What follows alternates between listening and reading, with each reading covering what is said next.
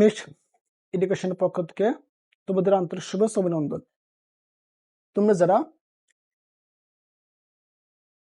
অন্য ক্লাসগুলো বা আজকের ক্লাস দেখার পর বাকি ক্লাসগুলো খুঁজে পাও না, তারা অবশ্যই ইউটিউবে এমএস এডুকেশন লিখে সার্চ দিবা। সার্চ দেওয়ার পর এমএস এডুকেশনের উপর ক্লিক করবা। এরপরে দেখবা 4টা অপশন আসছে: ভিডিওস, শর্টস, প্লেলিস্ট, পোস্ট।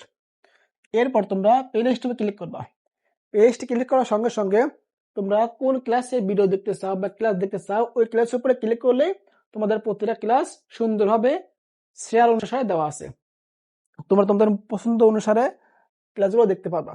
আজ আমরা 16.2 এর 8 নং ক্লাস নেব। 8 নং ক্লাসে আমরা 9 নং প্রশ্নের সমাধান করব। প্রশ্নটা কি বলছে?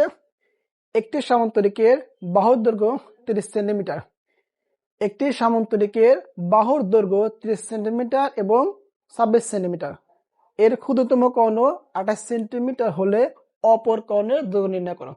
অঙ্কটা অনেক বড় করা যায় এবং ছোট করা যায়, আমরা শর্টকাটে করব। তাহলে প্রশ্ন বলতে সামান্তরিকে দুইটা বাহুর দৈর্ঘ্য দেওয়া আছে 30 সেন্টিমিটার এবং 26 সেন্টিমিটার। এর একটি কর্ণ ক্ষুদ্রতম কর্ণের দৈর্ঘ্য দেওয়া আছে 28 সেন্টিমিটার, অপর কর্ণের দৈর্ঘ্য চাইছি আমরা। সমাধান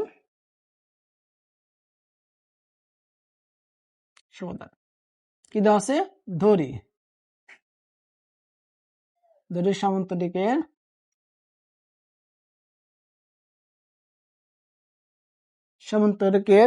এক বাহুর দৈর্ঘ্য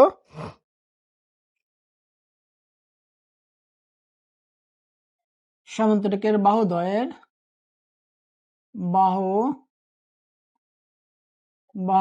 দৈর্ঘ্য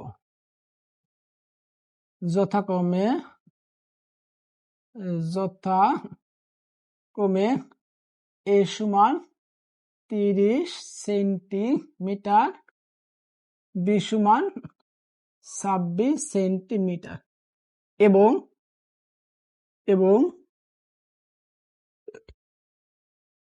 একটি কর্ণ D1 সমান 28 সেন্টিমিটার, অপর কর্ণ D2 সমান কত? D2 সমান হট। আমার কাছে অপর কর্ণের দৈর্ঘ্য নির্ণয় করো। তাহলে আমরা কি জানি বলো? আমরা জানি আমরা জানি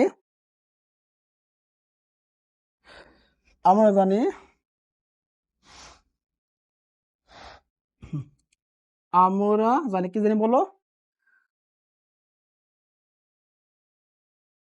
সামান্তরিক কর্ণের উপর সামান্তরিকের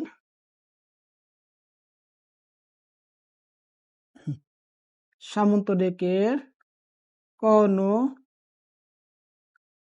দ্বয়ের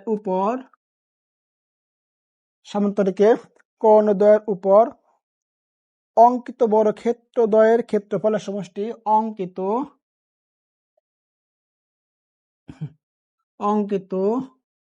বর্গ ক্ষেত্রফল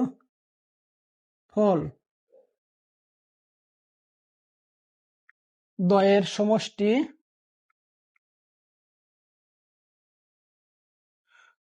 অঙ্কিত বর্গ ক্ষেত্রফল দ্বয়ের সমষ্টি অঙ্কিত বর্গ ক্ষেত্রফল দ্বয়ের সমষ্টি ক্ষেত্রফল দ্বয়ের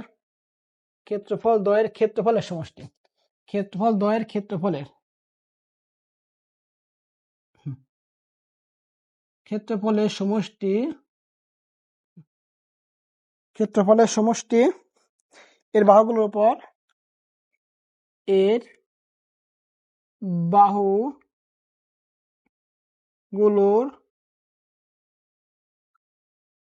বাহুগুলোর উপর অঙ্কিত বর্গক্ষেত্রগুলোর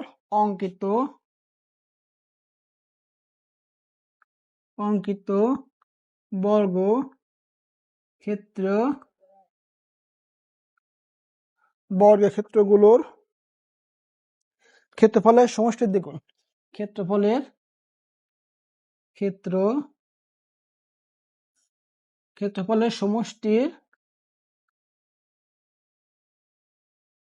সমষ্টির দ্বিগুণ।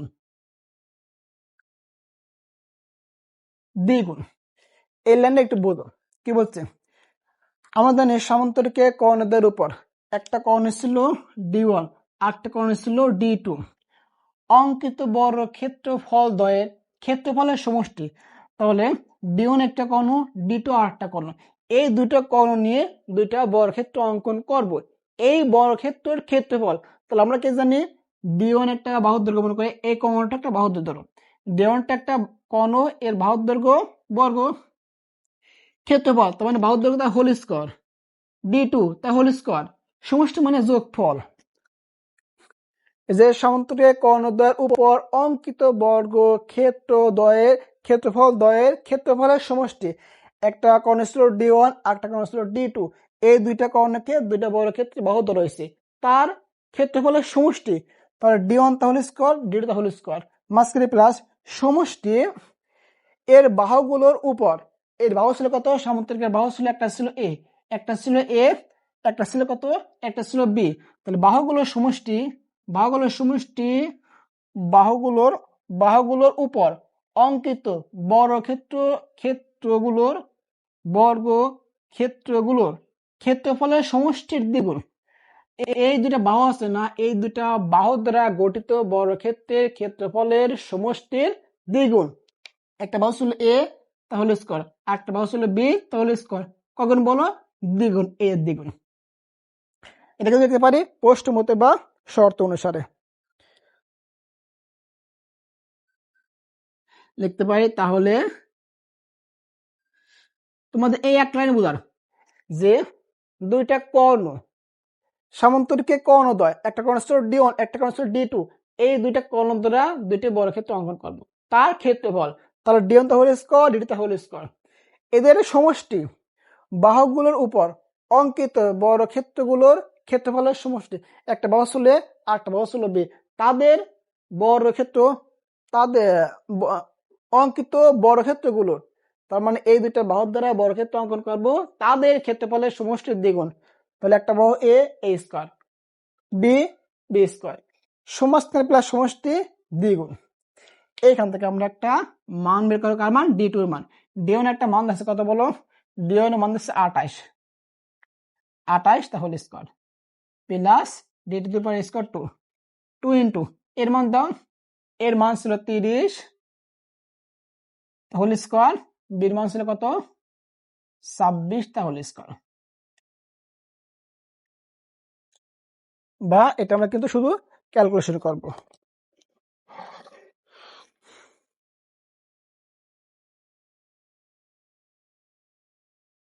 তিরিশ whole square 28, 28 to the power square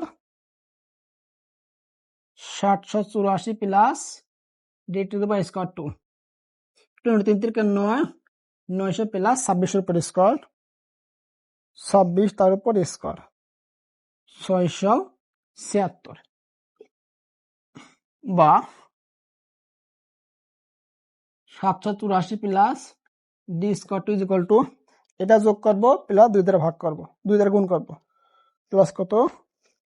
900 গুণন 2। তাহলে এটা যোগ করি এবং 2 দ্বারা গুণ করলে কত আসবে?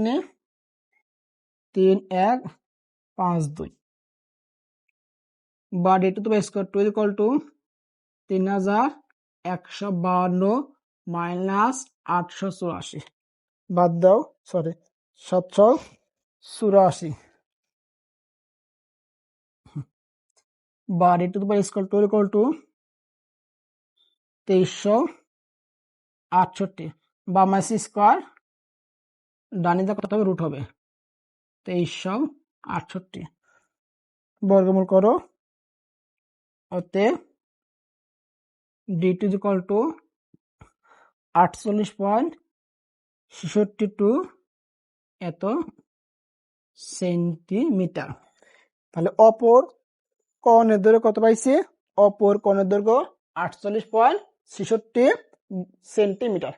আশা করি তোমাদের এই প্রশ্নটা নিয়ে কোনো সমস্যা নেই। তোমরা এক লাইন বলবা, তা হলো সামান্তরিকে কর্ণের উপর অঙ্কিত বর্গক্ষেত্রের ক্ষেত্রফলের সমষ্টি।